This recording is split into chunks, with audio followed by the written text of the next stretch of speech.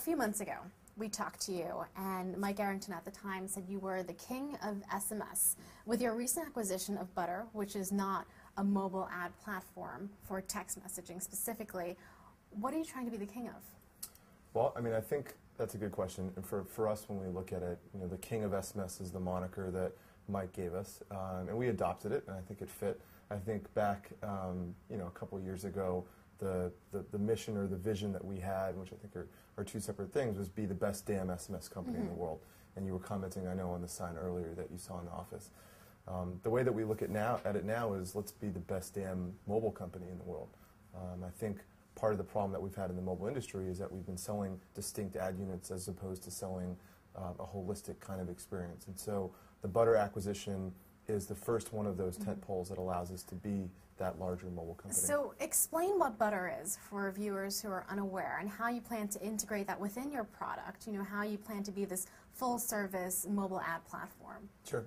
So Butter specifically is a platform that allows application developers to monetize their apps more effectively. And so what it creates is a very experiential type of experience, and I know that's kind of a mistype of words, but think about you as a consumer, and if you're using an application on your phone, whether it be an iPhone, an Android, a BlackBerry, any other type of device, usually you may be paying for that application. You might be downloading virtual goods in that application, and so Butter is a platform that allows an advertiser to take over that application and deliver it as an experience to a consumer.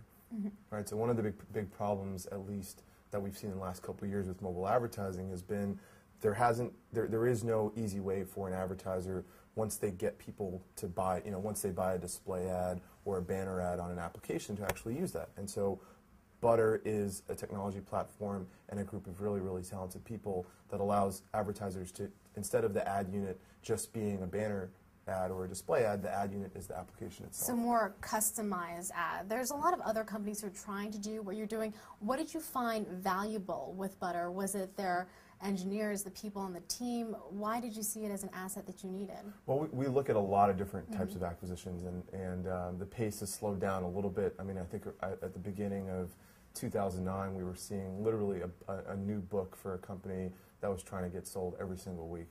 And there was a lot of interesting stuff there, but the stuff that honestly was selling themselves off because the assets weren't doing well, the technology wasn't doing well, the team wasn't doing well, there's no reason to buy failing assets, right? There's just not a lot of, there wasn't a lot of help for us in that.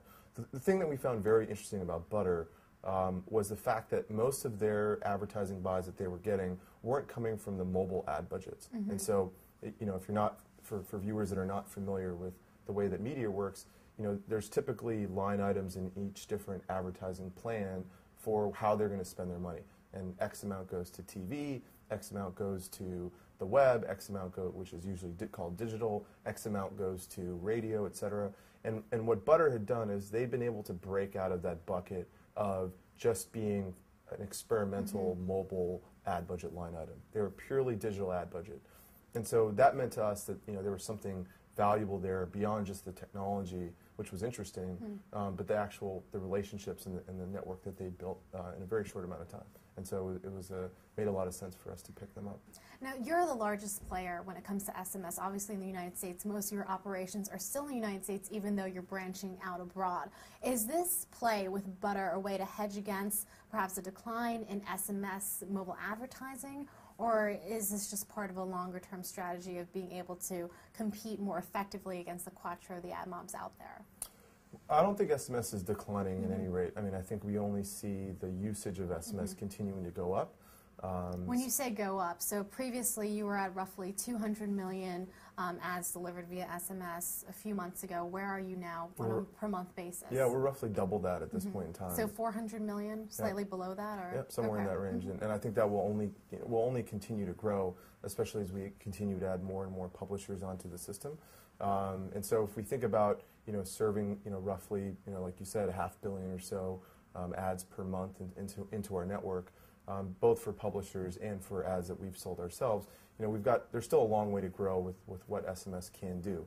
So for us, Butter is an opportunity to now put a flagpole in the ground because we've been doing display and application optimization for our publishers, but it's an opportunity to tell the market, like, we're really in this game and we're here to stay. We're not going anywhere. What about acquisitions beyond Butter? And if so, does that mean that you're trying to not be a target? Because once AdMob and Quattro were acquired, last year, this year, people were saying that you were going to be next. So we continue to have conversations with all the relevant players in the space that may be looking to add, a one-stop mobile platform. We have a pretty keen vision for what we think the next year or two is going to look like in mobile. And so our thought process is we're going to go out and execute against that. My belief, and I think I told Mike this when I saw it, when I talked to him last, companies are bought, they're not sold. And so we have no plans to sell the company. For us, Butter is the first in a line of many different acquisitions that we plan on doing. We want to make. What type of acquisitions would you plan? What type of companies? I know you probably don't want to name names right now, but which ones are you looking at in terms of where they serve? Well, so just think about the way that you might break down the mobile market. So there's ad-serving platforms, there's mobile marketing platforms, which are more for CRM. There are different type of ad unit platforms that are delivering rich media or different type of ad experiences. There's the pure play ad networks that are out there that have some relationships with publishers and some relationships with advertisers. I'd say we're less interested in the latter, and we're more interested in the type of the former, where it's complementary technology, complementary teams. We already have, I think, arguably the best base of publishers in the mobile business, even outside of a Google, an AdMob, or an Apple or Quattro. So as we continue to extend upon those, our plan is to continue to roll out new sets of services and technology to those publishers that we have today. Now, going back to what you said, that you were talking to potential partners, and that's just kind of an ongoing dialogue, right? What kind of potential partners do you see? Especially on the iPhone platform, Apple has made a recent announcement that makes it very hard for AdMob, for example, to compete on that platform. So it would be difficult for Google or even say, Microsoft, if they got in the game, to acquire your company, right? So where would the exit be if you were to look for that exit? Well, let me answer the second part of your question first. So in terms of Apple's announcements, and we've obviously followed those very closely, we've been pretty vocal about how we feel to the FTC and to other folks. I think the rationale for keeping third-party ad networks off of their quote-unquote walled garden is fine. I mean, I think I understand how that works. Our focus has always been, though, on serving our publishers first and not being a third-party network, per se. So everything that we do always gives publishers first rights to sell. And so, if you think about our publishers like USA Today and Yahoo and NBC and CBS and the NBA and Zynga and thousands more of folks like that, that isn't something that's disallowed as part of Apple's changes in the TOS, right, or the terms of service. And so as we continue to help those guys optimize and serve better and better ads with better and better data, that kind of leads into what we see as the future for our vision for mobile 2.0. What about the other part of the question? The other part of the question. So what types of companies might be interested in us? Well, it's the same thing where we would be interested in other types of companies. Well, if you look at what we bring to the table, it is an outstanding team that's very focused on mobile, understands all the different facets very well. It is over 3,000 publishers, 250 of which we think we call our premier publishers, or some of the biggest media companies in the country. It is a set of over 45, I think, million active unique users across the country, just on the SMS side, not including what we do on display and apps. And it is a great ad-serving platform, a messaging platform, and a set of relationships with carriers. So if you take all of those things and you say, okay, who would be interested in that? I mean, the opportunities are endless, but we also see that the opportunities for us to continue to grow that business are endless as well. So we're going to keep going down that path. I'm going to take that as you're declining to answer that, but moving on to the next question. So somewhat related, where are you right now in terms of revenues? And if you can't give us a specific number on that, what about the growth trajectory for this year? Sure. Excuse me. So the way that we look at revenues, and obviously we're a private company, and so we've never disclosed revenues, and that will probably continue to be the case. But when we think about growth trajectory for this year, I mean, we're roughly looking at somewhere between a 5 to 6x this year in terms of growth from last year to this year. Whether that can continue at the same trajectory next year, we're not exactly sure, but we think so. As we continue to do more acquisitions and look at companies like Butter, I think that will increase the pace at which we can grow that. You know, we're not a huge team, so it's not hard to build profitability as a company, and so that's kind of, you know, that's our, you know, when we look at next year, we'd like to be, you know, kind of in that double-digit millions. I'll give you the high and low end of the range. As a company, and continue to be able to do acquisitions. Final question, that 5x, 6x, what's driving that right now? The bulk of that?